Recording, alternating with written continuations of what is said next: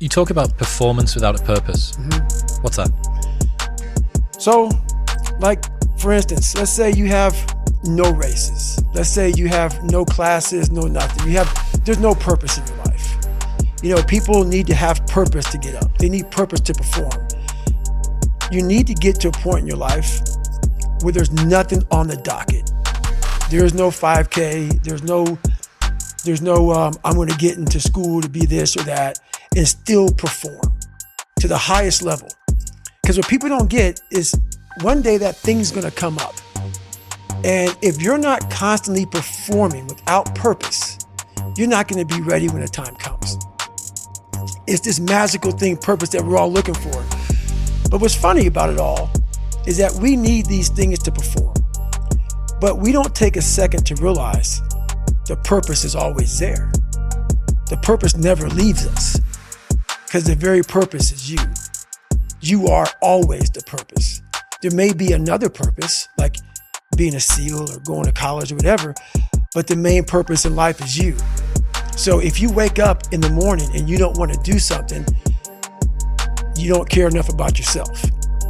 And that's what you need to really research is, man, why am I not doing this for myself? Because that is the number one purpose in life, is to better oneself.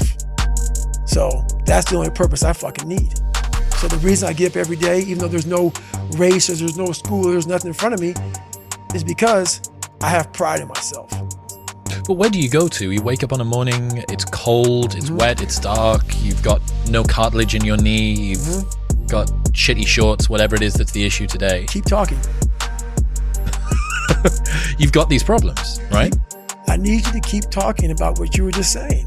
It's warm on the couch. That's Your it. missus says stay in bed. That's it. It's comfy, That's it's it. cozy. That's You've got it. work later on. You had an argument last night. You're slightly it. hungover. Because I know every motherfucker ain't gonna do what I'm gonna do. So this is how you level up. That's how you level up. I know there's a whole bunch of people with that right there. That fires me up. That makes me fucking happy what you just said. That brings joy to my life right there. Why? Because I know there's so many people that have the ability and just refuse to get off that couch. Refuse to study a few more hours. Refuse to go deeper, to go further. And that's where I gain the advantage. It's so easy to be great nowadays, my friend, because most people are weak. Most people don't want to go to that extra mile. Most people don't want to find that extra because it sucks. It's miserable. It's lonely. You talk about that you were kind of, lonely by yourself. I was the same way. And that used to hurt me growing up. Now I fucking thrive in that shit. That's the only place to be. Well, that was one of the things that is so surprising about growing up through difficulty, So loneliness is one example, right? Growing up as a lonely kid. What you realize is a lot of the things that you feared or hated or embarrassed about as a child end up being the genesis of the things that you're most proud about as an adult. So the fact that you can work and thrive in solitude gives you the opportunity to be able to move to America and start a podcast, or decide to do Hell Week 3 times in a row, or it doesn't matter how long or dark the course is, you're just going to stay. The fact that you were forced to be vigilant and to assess people, to work out what's going on when you became an adult, allows you to detect the vibe and the energy of whoever it is that you're speaking with, and know that this person's someone that I want to hang with and this person's somebody that I don't. Right. All of the things. In fact, I would go as far as to say there's not one thing in my life that I see as a pure advantage that doesn't have a dark side to it that came about at some other point as well. Right. So one of the reasons that I spent so much time as a kid in my bedroom listening to audio tapes, because I didn't have anyone to play with, right? Only child, a little bit sort of unpopular. Right. So I'd be in my bedroom listening to audio tapes. We go to the library every 2 weeks and we take the tapes back and we get new tapes, bring them and listen to them again. Right. But you roll the clock forward 20 years and what's the 2023 version of an audio tape? It's a podcast. Podcast. That's right. A lot of the things that you love and value in yourself in adulthood are the light side of something that you were ashamed, fearful, disgusted by when you were younger. Yeah, I mean, I think that comes from overcoming. A lot of people, wonder, how did you become this? How you become so vulnerable? How are you doing a podcast now when you were this kid? You overcame things. You fought them. And now this is what happens. This is on the other side of overcoming. You become very, very powerful when you overcome yourself. All those things you once cowered from, you were afraid of, when you face them eye to eye every day, you now become a person who has a great podcast. Let's say that there's someone listening who resonates with what you're talking about. Mm-hmm. They've been through trauma, they've been through hard times, Mm-hmm. but they keep breaking promises to themselves, and they're struggling to get off the couch, and they're having a pity party. Mm-hmm. How can they stop feeling sorry for themselves? That's a difficult one, because you have to want it. You have to want to be better. And it starts off with, you have to have pride in yourself. You have to have pride in yourself.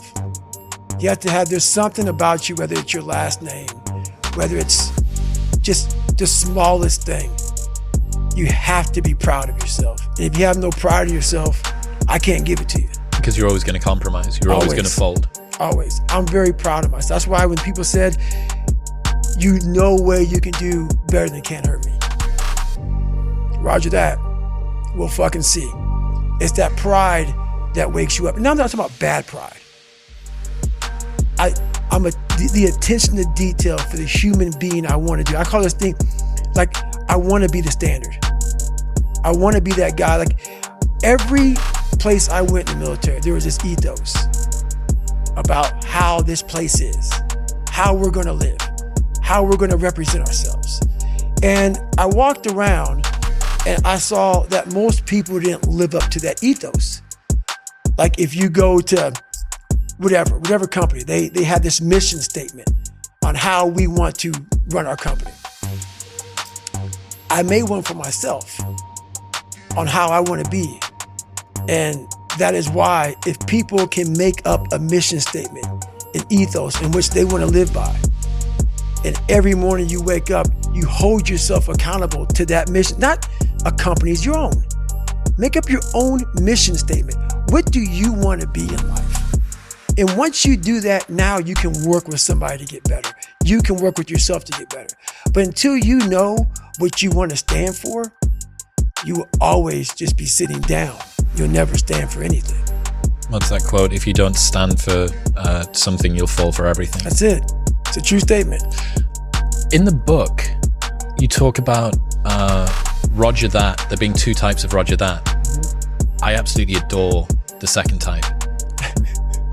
Received, orders given, expect results. That's it. That's it.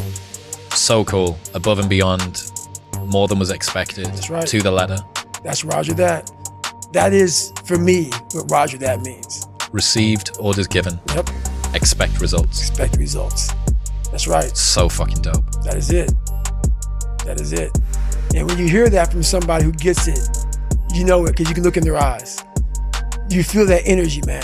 It connects immediately. They're out here to get a job done. Roger that.